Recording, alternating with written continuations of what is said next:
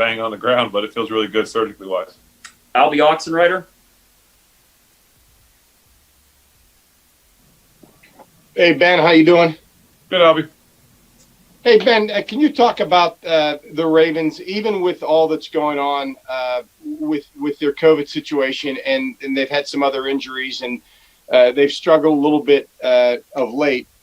This is still the kind of primetime game that brings out the best in both teams, especially because it's in primetime and on Thanksgiving. Yeah, I mean, you hit the nail on the head. I mean, it's AFC North, it's primetime, Thanksgiving. It's got all the makings of a typical Steelers Ravens matchup, and it doesn't really matter who's hurt and who's winning, who's losing, all that stuff. I mean, I think they've lost 2 in a row, and I don't know this. I don't know, has a Harbaugh-led Ravens team ever lost 3 in a row? If they have, I don't know when. So we anticipate them coming in, and we just got to give them our best shot. Will Graves. Hey, Ben. They're not practicing today. That was just announced a little bit ago. I'm curious, not as a competitor, but as an NFL player, would you prefer a situation where the playing field was absolutely level going in and week out, or is this just sort of in 2020, you just got to make the best of your situation and hope everything works out? Yeah, this is just an unusual year when it comes to, everything that we have to do and that everyone has to do. I mean, we saw it early, obviously, with the Titans game and buys and all these kind of things. I mean, what are you going to do? You just gotta do what they tell you and go play ball. Jeff Hathorn. Hey, Ben. We've asked you about unselfish receivers. Where would Vance McDonald fit into the mold of guys being unselfish this year, and what would it mean to get him back this week? Yeah, I mean, he epitomizes what it is to be a selfless football player, and so it's good to have him back. That locker next to me has been vacant for a while, so to see him in there today and have him on the practice field, he's got more energy than the rest of us right now, which is it's good to see. And we're excited to get everybody back. Anybody that's out for a while, whether it's through injury or this, to get him back on the field as a brother and as a guy that we can use. We're excited for him. Jerry Dulac. Ben, good morning. At this point of the season, when you're coming down the stretch, if you will, are you concerned at all how many times that you throw in a game? I think 4 of the last 5 games you've attempted more than 42 passes, and basically in games where you're not trailing. Do you have to watch that at all as the season goes on? And how will your practice on a short week impact you this week? No, I don't. I mean, I don't think it really matters how many times we run or throw it as long as we win the football game. We can beat the dead horse on the RPOs, and the short passes are the same as runs, and we quote unquote need to run the ball X amount of times. No, we don't. We need to win a football game, and that's what we've been doing. And maybe we'll throw it 70 times this week. Who knows? But as for a short week, we'll coach has a plan that we'll be ready for in terms of kind of a walk through today and then tomorrow. And I probably won't throw many footballs this week. I think it's kind of one of those weeks where you don't need to throw a lot because you just played. You're coming off a game and you got another physical game this week. Dale Lawley.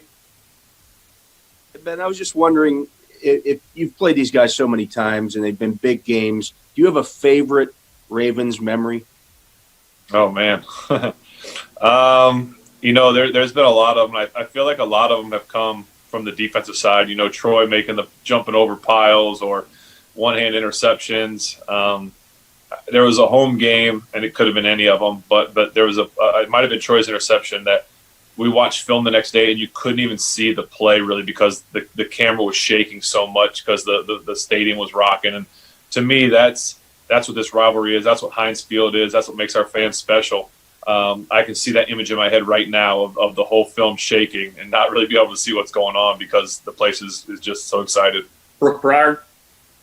Yeah, Ben, when we talked to Ebron earlier this week, he said, there's no pressure right now being 10-0 that, you guys would rather lose now in the regular season than in the postseason when it really matters. How do you keep the guys from feeling that pressure? And how do you keep from feeling the pressure as the season goes on and you guys keep winning? We're just trying to win the next game. That's all that matters because we know we're going to get everybody's best shot, and we want to give everybody our best shot. Mark Caboli. Hey, Ben, you probably didn't have a tight end threat like Ebron since maybe 5-6 years since Keith was around. What does that do for you and the offense when you have a guy of that skill set to be able to go to? Well, it's kind of another receiver, if you will.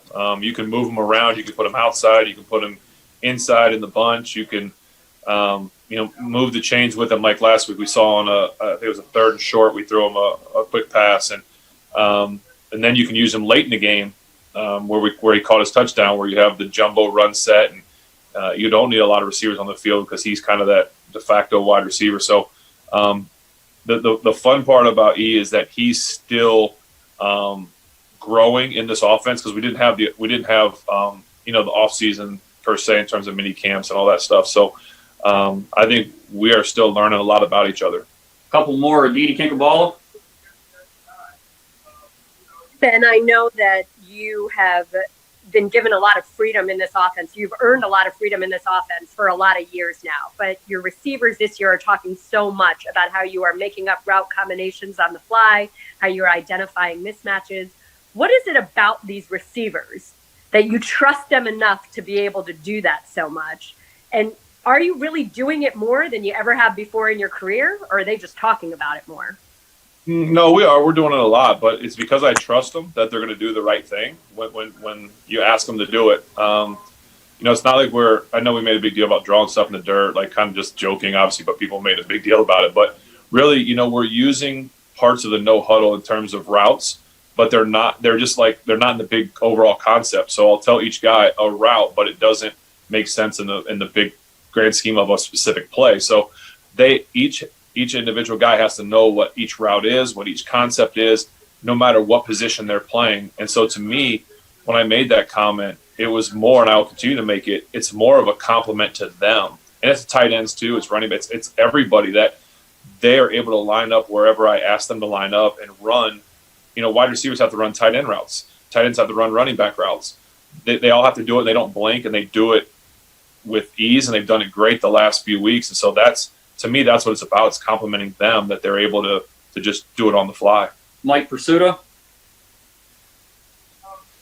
Ben, I think you guys are 4th in the NFL in points per game. You're about a field goal behind the Chiefs per game for first.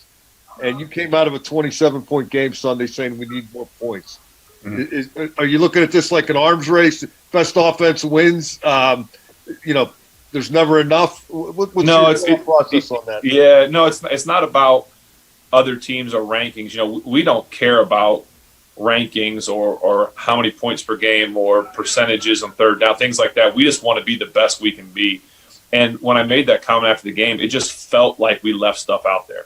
Not because we didn't hit the 30-point mark or we didn't do X, Y, and Z. It just felt like we could have done more, and that so that's where that comment came from. We're not going to a game with a mark. We just want to win the game, whether that's 3-0 or whatever it is, obviously.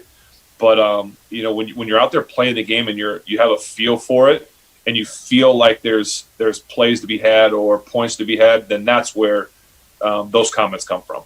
All right, thanks, Ben. Thank you, Bert.